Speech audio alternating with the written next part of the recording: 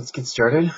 We've got first examples come from the first week of school. We've got this piecewise function here.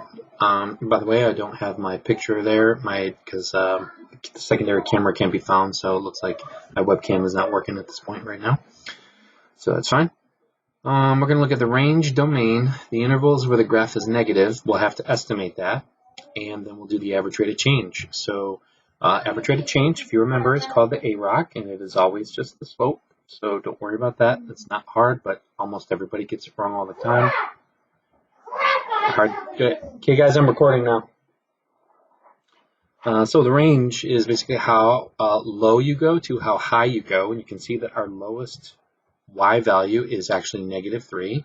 Looks like usually you would do the domain and then the range, but these got switched, so watch out for that. The range goes from lowest to highest. The lowest is -3, and we do include it, and we go all the way to positive infinity. So I'm just going to use interval notation. You could have written it as all x, such that x is, we could have done it an easier way here. We could have just did it like that. And we are greater than or equal to -3. Either one is perfectly fine. Or, finally, you could have went for all x such that x is greater than or equal to -3. All right, so all three of these are perfectly fine. I do know that some people don't like this at all because of you can't be less than infinity like that. They don't like the inequalities. So this is better of these two, but your choice. I can read it all. Now the domain, it looks like we are going from -infinity because of the arrow, and we're going to go all the way to positive infinity here, but you want to check for any holes. But it looks like -1, now remember I'm looking at the x values. At -1 there is some discontinuity there, but it looks like this was a hole, but it got filled in just a little lower. So there are actually no holes in our domain. So you could write all real numbers or that's totally fine. Intervals where the graph is negative, we are looking at basically everything that is below the x-axis there. Okay, so if you want to, you can just use your hand to cover it and just think to yourself, what are the intervals? Intervals always imply domain. Okay, so the interval is from -1 to maybe, let's say -1 is negative, so we will include it. -1 all the way to about maybe 1.7. Okay, we will not include it because that's where he goes 0. Okay, all right, and that's it. So just this portion right here, we're going from left to right, from here to here, it looks like. That's negative. All right, that's simple enough. Here, the graph of this absolute value, he's going to be a V shape, and he is reflected across the x-axis. What is the equation of the reflected graph? Okay, well, what you can do is maybe just think of this guy. Let's graph him, okay?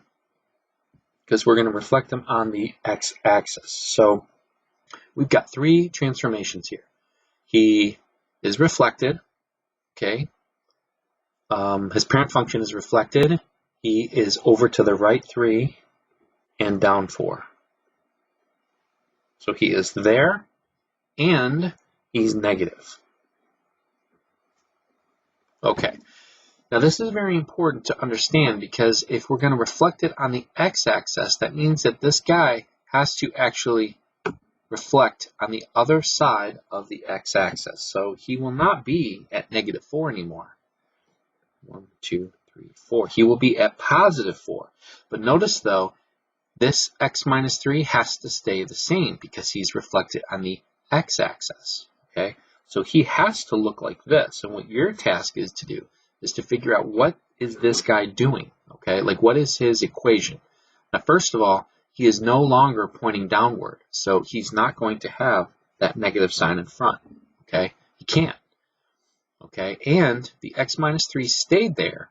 Okay, so it looks like we've got two options that stayed the same. Okay, so this is B or D is the answer. So looks like those guys should have edited that. I thought I already edited this many times last time. That's okay. So that actually has a typo. They're the same equation. So that should have been a hint. Charles is carefully, we'll do this last one here. Charles is carefully emptying a 120 cubic feet bucket of toxic chemicals at a rate of 1/3 cubic foot per minute. Okay, so that means they want to know the domain. So what are we starting off at? Okay, we're starting off at 120. Now this is time. Okay, in fact, it's per minute. Okay, and we're starting off at 120 cubic feet. Okay, and this is cubic feet. Nope. No way. Now what happens then is that as this drains, what you want to recognize is that it is losing only 1/3 cubic feet per minute. So how long before we are empty? Okay, our goal is to figure out how long before we reach here, because that would be our domain. Okay, so the idea here is, well, if I have 120, there's many different ways to look at this, but if I have 120 cubic feet, every single minute I'm only going to lose 1/3 of a cubic foot. That means 3 minutes I will lose, in 3 minutes I will lose, every 3 minutes I should say, every 3 minutes I'm losing 1 cubic foot. Okay, I put meters, cubic meters. Okay, so every 3 minutes I'm losing 1 cubic foot. This means then that if I tripled this, that would give me how many minutes I've actually, it's going to take. Because what I'm doing is I'm taking 120 and I'm dividing by the 1/3, which is also multiplying 120 by 3. Okay, so this means that this guy would be 6 times 3 would be 660. So this means that the domain would be all x such that x is in between 0. My domain goes from 0 minutes all the way to 660. Okay. Why did I say 6? My bad. 360. Multiplied by 3. I don't know why I said 660. Okay. And it would go all the way up to 360. Close it out. And that just gives me minutes. If you would have used t instead of x, that's totally fine. If you did not put equal signs right there, I'm actually not going to worry too much about that, because we're dealing with the real scenario. And, you know, I guess like technically at 0, of course, you do actually equal, you know, you do have a domain, you start at 0. So 0, you do have 120, and then by the end of it at 360, you will have 0. 0 cubic feet of toxic chemicals. Okay. All right. Yeah, let's stop there. Number 7. A little bit here. Identify the translations of the parent function y equals x squared. Okay, so x squared would just be the u shape.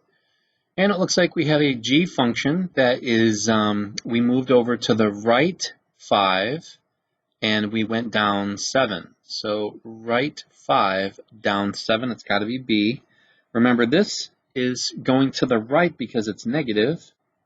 And then this one is going down because it's negative. So when it's in the parentheses, it's counterintuitive. It goes the other direction in which you think. When you see a negative sign, we're actually going towards the positive numbers.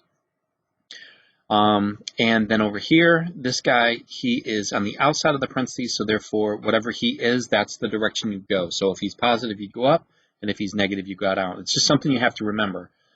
You could always graph this and plug in a number by making a table, and then you can see why x minus 5 actually moves to the right. Because 5 is going to produce a 0 there, and so you need to go to positive 5 to produce a 0, and that's why he moves to the right 5, okay? All right, but anyways, so now we're going to go to this guy, and it looks like I've got 3 lines here, but they're broken up into 3 pieces. So I'm going to have a piecewise function, and what I've got to do, in fact, is switch over to a pencil here, okay? And what I'm going to do is I'm going to, just for the purpose of convenience, I'm going to divide this guy up into his sections, okay? Now, his sections, what I'm going to do is I'm going to go by 2's here. Okay, by 2's what I mean is that's 1, that's 2, 1, 2, 1, 2. Okay, so it's be a little bit more obvious to see. You won't have to do that on your test, but I just want you to see this a little bit more clearly here. If x were to go plus 2, this is only the piece that is greater than 1. So this means I want x plus 2 over in this subdomain. This guy here, the next break actually happens at -1, right there. Okay, and then -3 actually is off our graph here, so we don't have to worry about it. But then this guy would stop there anyway, so I can actually show you that right there. There's -3. Okay. All right, so then we would just stop right there, and there would be nothing on this side. There's nothing there anymore. Okay, there's no function defined there. But x is greater than 1, sure, we've got this going off to infinity, so we will draw an arrow, but we will not draw an arrow over here. We're going to go up to -3 and then just stop. Okay. All right, so what does x plus 2 look like? Well, hopefully you remember how to graph lines, because that's very, very important. We're going to go to plus 2.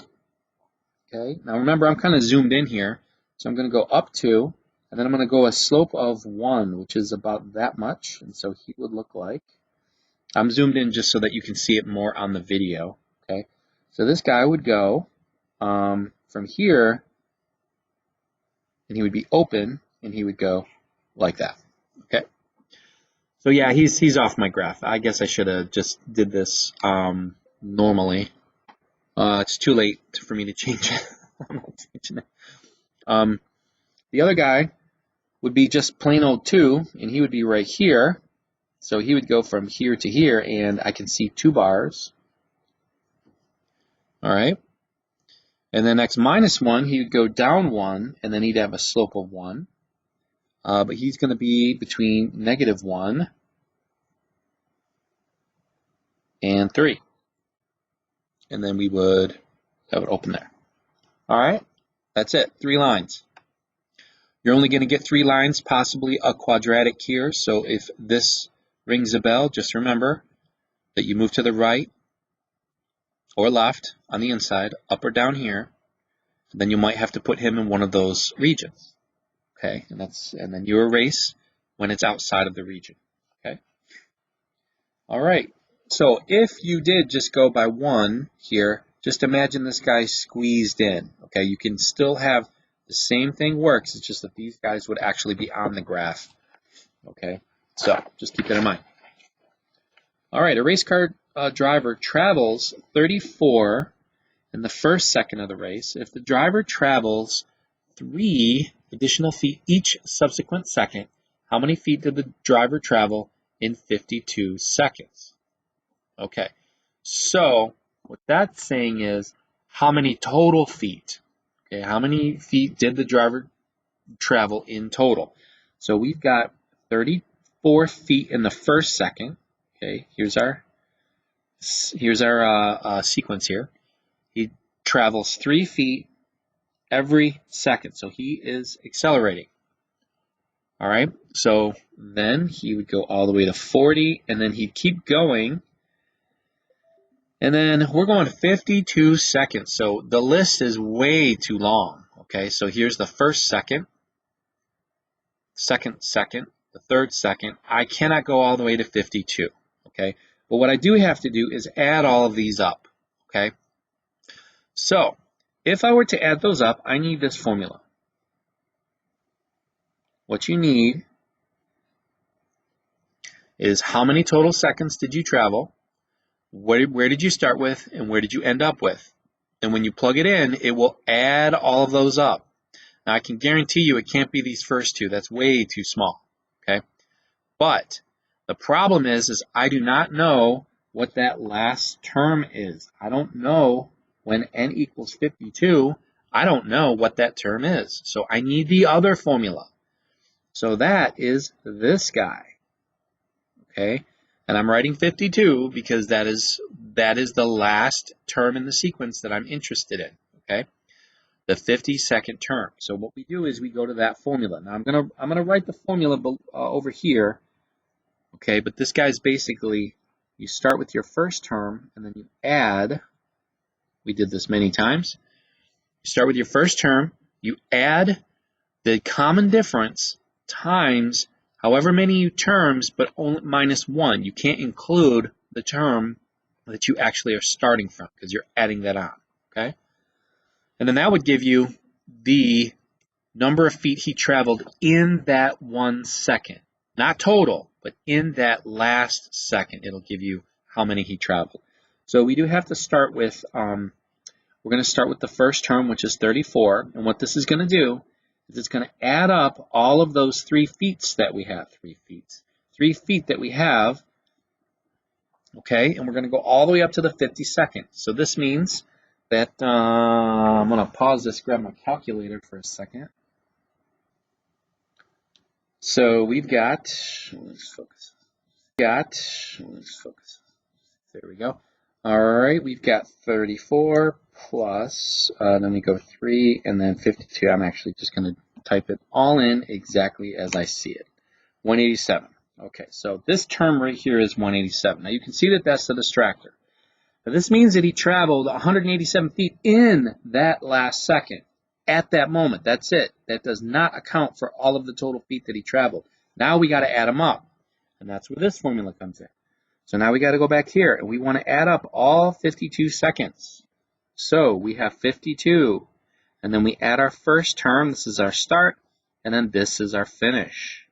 Okay, you've got to add those up, multiply by 52, and then divide by 52. So let's go ahead and do 52 times 37 times 187.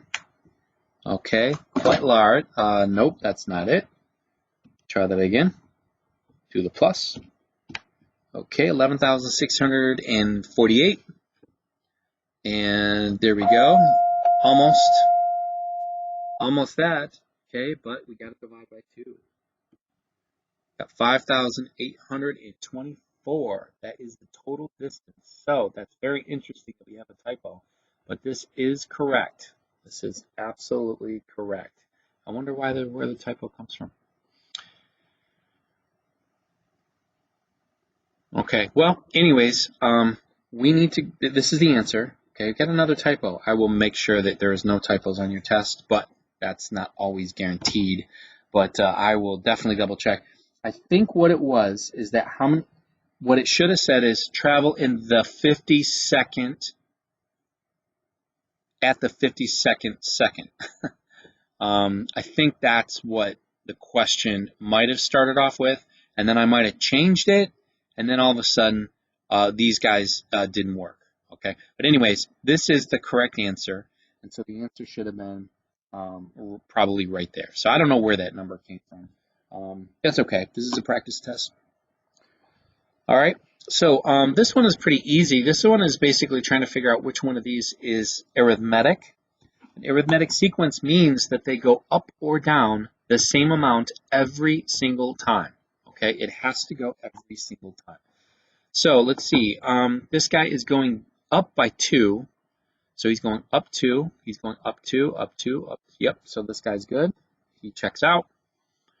This guy is going down 1.5. So, well, if oh man, I'm getting a little nervous. Is that right? Okay, good. All right, down 1.5, 11. Is 11.5 minus 1.5. That's 10. Okay. Oh no, 11 minus 1.5. That's 9.5. Okay, so that's actually is good too. His common difference is 1.5. His common difference is actually positive 2. How about this one? We're going down 4, down 6, down more than 6. 8. So this guy is not. This guy's actually quadratic, so he is not an arithmetic. This guy's alternating between negative and positive, so that cannot be arithmetic. This guy is actually going up by 6, so let's see if he's going up by 6, and the answer is yes. They're all going up by 6. So this means that this guy is also arithmetic. So the answer here is A, B, and E. All right, and we'll stop right there.